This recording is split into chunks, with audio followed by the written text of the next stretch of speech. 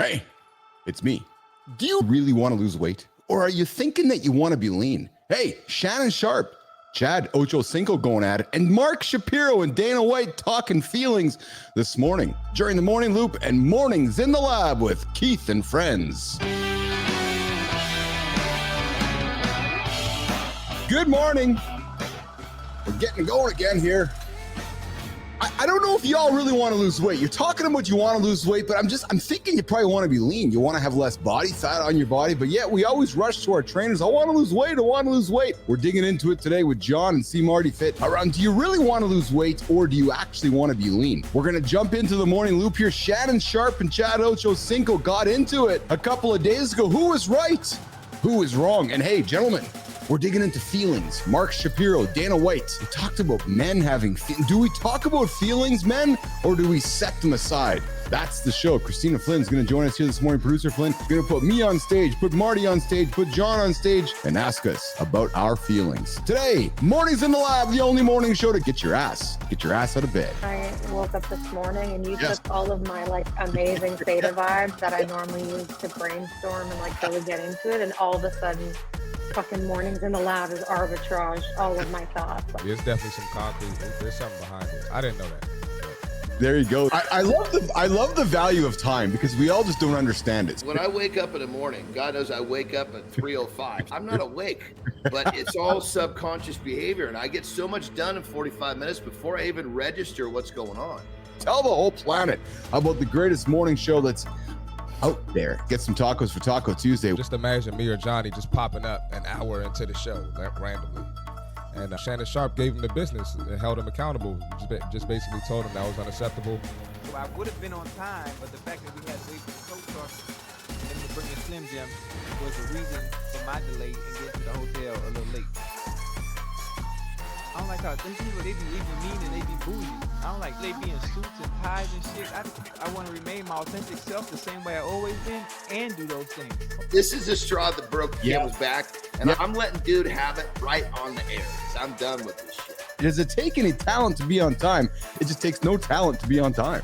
Being on time is one of our biggest pet peeves. It takes no talent to be on time. I think we all need friends like that. We all need people to call us out on it and keep us accountable. We all need friends to tell us truth. I sat down this morning to get to work, and I was all proud, put my clothes on this morning, put a wonderful hat down here this morning, and sat in front of the camera. Johnny, Marty, and our good friend, producer Flynn, told me that my hat sucked ass. If you're going to take a step that big, you got to be ready to own that thing. Men, if you want to go to sleep, just have your wife do some yoga, and that's just all good news. We're going to come back, and we're going to talk about, Tina, we're going to talk feelings, right? We're talking feelings. Humans, you've lost something important. Damn it, we've lost the ability to communicate.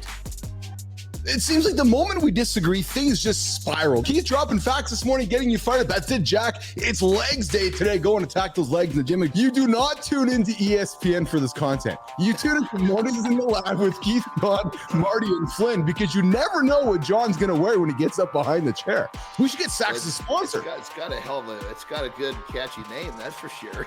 If there's a phrase that sums this morning show up, it's Marty played with me. The harder they come, the better it is. John, we're going to do this. We're going to slow it right down. No, we're not. We're going to speed it up. if you are struggling with your fitness goals, take a look and see if you're eating any of these 7 foods. That's the fitness tip for today. You all think you want to lose weight, but what I suspect y'all want to be is be jacked. You want to be lean. You want to have a six-pack. You want to feel strong. Get the fuck up and go to work. Put food on the table. Take care of your fucking family. Stop being a little whiny bitch. You want to change your fucking life? Change your fucking attitude. Grow the fuck up. Stop being a little sniffly, whiny bitch. It just seemed outright toxic. That would be the first word for me. It was just this all of a sudden, because you can't identify and be aware of your feelings, that you're just basically a pussy, that you're basically nothing, that you don't matter. Intellect equals curiosity. So I sat back and I said, okay, I'm not going to throw emotion at this. I'm going to throw curiosity at this and ask myself why this human being is thinking this way. Because the world doesn't give a shit about our feelings. People do. You can absolutely acknowledge your feelings. Just know that nobody gives a shit. Listen, not everyone has a safe environment to talk about their fucking feelings, especially among men. As a trainer, I have to understand their feelings, but I can't feed into it. I have to be the asshole. I have to be like, I don't really care. I don't really give a fuck. That's my job. Because if I lean into that, maybe they won't overcome that obstacle. As men, even though there should be a space for us to express our feelings, we gotta shut up and get to work. There's a reality of people around you, and the people that sometimes are going to make you feel good are not the people that have your best interest in mind. Yeah. I perform best when my feelings are mentally in check. I perform best when I got my shit sorted out up here. Then I can perform here. My whole world for many years was body until I met AJ and I met this whole business athlete mindset, which was get my brain in shape, get my emotional state in shape, and then get my physical state in shape. I train the body to tame the mind. This is not about me looking good. This is about me feeling good. And people need to understand that the physical is directly tied to the mental if you position how you look at it properly. The moment I learned emotional intelligence and empathy, those became my superpowers. And the moment I leaned into that as feelings, I just feel like I'm unstoppable. Because now I can speak with other human beings that don't have that mental awareness or that emotional intelligence and help them get there. But the moment you can discover those feelings of empathy and emotional intelligence, I believe you become a superhero as a human being. You've been socialized for the entirety of your life. That connection or that feeling is wrong. As men, that is weakness. As men, that is not what I should be doing. The only way we're going to get past this is if we can acknowledge the fact that this is the reality. This is the world, the society that we've been raised in as men. But let's be honest, we're all fucked up. We're all fucked up in our own way. Accept that about yourself first. Realize, okay, everybody's fucked up. It was that reaffirmation that I was doing the right thing. It's like, oh, wow, that felt pretty good. He made me feel comfortable expressing myself as I was going through my divorce and my personal situations. And it became a safe space for me. Keywords, safe space. This just fucking sucks. I'm freaking heartbroken, man. I can't, if I'm not moving 1,000 miles an hour, I'm going nuts. And it feels good to just air your shit out. Cut them off. Get them out of there. Nope. I've had to cut some people that I did not want to cut, that I love dearly. I still love them, but I gotta love them. I gotta love them from a distance. I want people in my world that keep me honest, not just saying yes to me. The more access you have, the more money you have, the more people want from you. And so you bring the circle around you, all of a sudden you're paying them to be around you, and they don't always feel like they have the safety or the accessibility to call you out on your shit. We're all about simple, actionable tips to make your day a little bit better. When we wake up, we're dehydrated.